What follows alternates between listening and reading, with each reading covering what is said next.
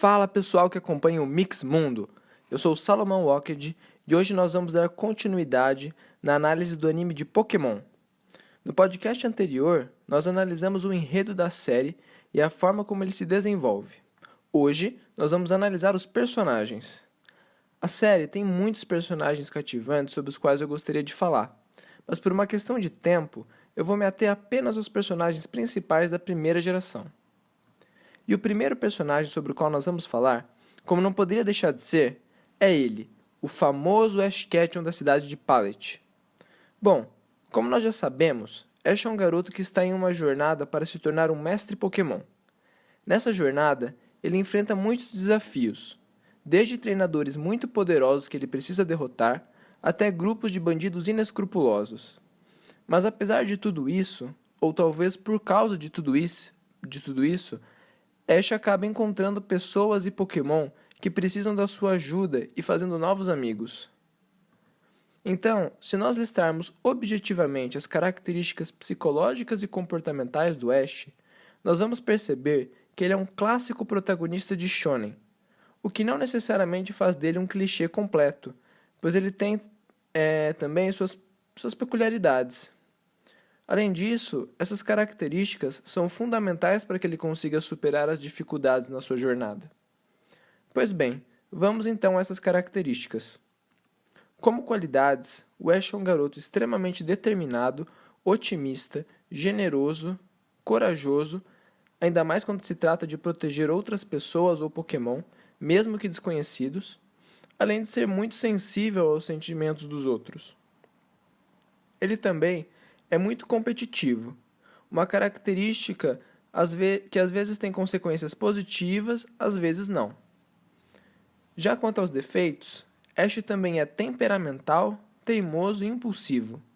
Muito embora essas características sejam atenuadas ao longo da série como consequência de um lento, mas efetivo processo de amadurecimento do personagem. Mas isso é uma coisa que eu vou falar melhor em outra oportunidade. Bem, mas existe uma coisa que faz do Ash mais do que um protagonista plano, superficial. Ash é um ótimo funcionário de RH. O que eu quero dizer com isso? Eu quero dizer que por causa de sua sensibilidade, o Ash é muito bom em identificar os pontos fortes e fracos das pessoas e Pokémon, assim como em perceber quando elas estão com problemas. E uma vez que ele identifica esse problema, ele se coloca inteiramente à disposição dessa pessoa e não desiste de ajudá-la até resolver o seu problema. Ash também tem um cuidado especial com os sentimentos dos Pokémon. Ao contrário do que algumas pessoas desinformadas podem pensar, os Pokémon não são meros instrumentos de batalha, e o Ash sabe bem disso. Ele trata cada membro do seu time como um indivíduo, com suas próprias questões a resolver, e dispensa a cada um deles atenção na forma e na quantidade certa. O melhor exemplo disso é certamente a sua relação com o Chinchar na temporada Diamante e Pérola, onde ele gradualmente ajuda o time do Pokémon a superar os danos psicológicos decorrentes de um relacionamento abusivo com o seu antigo treinador Paul. Em resumo, essa é a função do Ash como personagem para o grupo. Ele é um motivador, encorajando os colegas nos momentos difíceis e ajudando eles a extrair o melhor de si mesmos. Já sobre o Pikachu, o companheiro inseparável do Ash, eu acho que não tem muito o que falar sobre ele. Até onde eu pude perceber, em termos de construção de personagem, ele não é nada além da versão Pokémon e bonitinha do Ash, porque as características psicológicas deles são basicamente iguais, o que explica em grande parte por que eles se dão tão bem. E isso é relevante no enredo, porque quando eventualmente o Ash fica cabisbaixo por alguma razão, como após uma derrota esmagadora, por exemplo, o Pikachu, que é como um backup psicológico do seu treinador, incentiva ele e o traz de volta ao normal. O mesmo acontece quando é o Pikachu quem fica triste. Gente, enfim, daria para fazer programas inteiros falando só sobre o Ash. Então, eu vou avançar para o próximo personagem. Agora, vamos falar um pouco sobre o Brock. Brock é o líder do ginásio de Pewter, especializado em tipos pedra. Ele também foi por muito tempo o chefe da sua família, cuidando de seus 9 irmãos menores na ausência dos seus pais. O seu sonho é se tornar o melhor criador Pokémon. Pessoalmente, eu acho que o Brock é um dos personagens mais significativos da série em termos de mensagem. Primeiro porque ele apresenta uma alternativa diferente de carreira. A série tem seu foco voltado para as batalhas Pokémon, mas Brock, embora seja um líder de ginásio, sonha em ser um criador Pokémon, ou seja, alguém que se dedica a fazer os Pokémons crescerem com o máximo de saúde e beleza. Ele demonstra que existem outras formas de estreitar os laços entre humanos e Pokémon além das batalhas. Em segundo lugar, Brock relativiza o estereótipo masculino. Na ausência dos pais, ele ficou responsável por seus 9 irmãos. Por isso, ele teve que aprender todas as tarefas domésticas: lavar roupa, cozinhar, faxinar, lavar louça, etc. Inclusive, talvez o seu desejo de se tornar um criador Pokémon tenha surgido dessa condição de cuidador que ele sempre desempenhou. De todo modo, o fato dele ser um dono de casa, digamos assim, não faz dele um personagem afeminado ou fraco de nenhuma forma. Pelo contrário. Aliás, essa experiência de vida, aliada ao fato dele ser mais velho que seus companheiros de viagem, faz com que ele seja um personagem mais maduro.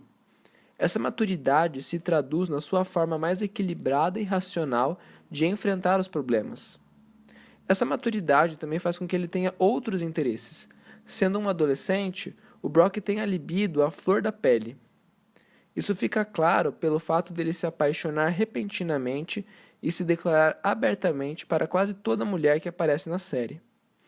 Esse aspecto é um pouco paradoxal com a coisa da maturidade, mas esse paradoxo, por sua vez, também é próprio da adolescência, então isso não chega a ser uma contradição. E aqui cabe uma observação. Algumas pessoas podem interpretar a forma como Brock interage com as personagens femininas como assédio. Particularmente, eu penso que isso é uma problematização descabida.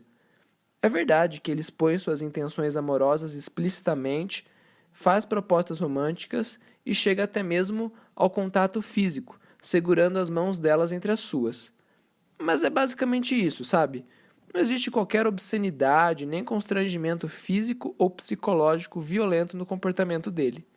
Então eu acho que falar em assédio nesse caso é fazer uma interpretação muito distorcida. Finalmente, vale lembrar que esse personagem é famoso pelos seus olhos que parecem estar sempre fechados. Mas o que será que isso sugere? Qual é o significado por trás disso? Uma interpretação interessante é a de que Brock é um personagem que vive a transição da infância para a vida adulta, o que implica um período de luto. Os olhos aparentemente fechados do Brock seriam um símbolo desse luto. Então, resumindo, a função do Brock para o enredo, além das óbvias cenas de alívio cômico com as suas paixonites repentinas, é que ele funciona como uma figura protetora para o grupo. Uma referência de figura paterna e ao mesmo tempo materna que claramente falta para o Ash e para a Misty. Além, é claro, de ser um exemplo de maturidade. E agora, por último, nós temos a Misty. Ela é a líder da cidade de Cerulean e a mais nova de 4 irmãs. Seu objetivo é ser a melhor treinadora de Pokémon aquático. Misty é a personagem que dá aquele toque feminino para a equipe, com o seu charme, sensibilidade e delicadeza, ou pelo menos até a página 2. É verdade que Misty é uma personagem com interesses tipicamente femininos, além de ser vaidosa e delicada na maior parte do tempo. Porém, essa feminilidade e delicadeza rapidamente desaparecem quando Ash entra em cena com seu comportamento impulsivo e teimoso. Aí ela já perde a cabeça e acaba brigando, xingando e até dando uns cascudos nele. Isso faz com que, em termos de maturidade, ela esteja só um pouco acima do Ash e ainda bem abaixo do Brock. É verdade, porém, que até o fim da temporada Master Quest, eles amadurecem e passam a se respeitar mais. E essa mudança fica clara de novo mais tarde em Sun e Moon. Mas o que é realmente interessante na Misty é a forma como ela tem que aprender a lidar com seu complexo de inferioridade. Ela é a caçula de 4 irmãs, sendo que as suas 3 irmãs mais velhas são conhecidas como as Irmãs Sensacionais, pela sua beleza e talento em apresentações aquáticas. Além da diferença de atenção que elas recebem da sociedade, as próprias irmãs também fazem questão de fazer a Misty se sentir em segundo plano, tratando ela com pouco caso. Então, naturalmente, ela acaba se comparando com as irmãs e se sentindo inferior. Dessa forma, o desenvolvimento dessa personagem ocorre quando ela estabelece e aprofunda a sua filosofia de vida, que consiste em aprender a gostar de si mesma do jeito que ela é. Então, ao contrário do Ash, que já é naturalmente autoconfiante, a Misty tem que construir isso. Enfim, a função dela no grupo é dar um toque de feminilidade e funcionar como um mix de figura materna e par romântico velado para o Ash. É lógico, aquele romance bem no estilo juvenil, disfarçado de implicância e provocação. Bom, pessoal, é isso. Eu pretendia falar também da equipe Rocket. Eu acho que eles são personagens muito significativos para a série. Mas para que esse podcast não fique muito longo, vamos ter que deixar para uma próxima oportunidade. Então, se você gostou da análise de hoje, dá um curtir e se inscreve no canal do Mixmundo. E eu peço também que você deixe o seu comentário com dicas, sugestões e compartilhando suas opiniões com a gente. É isso, galera. Até a próxima. Tchau!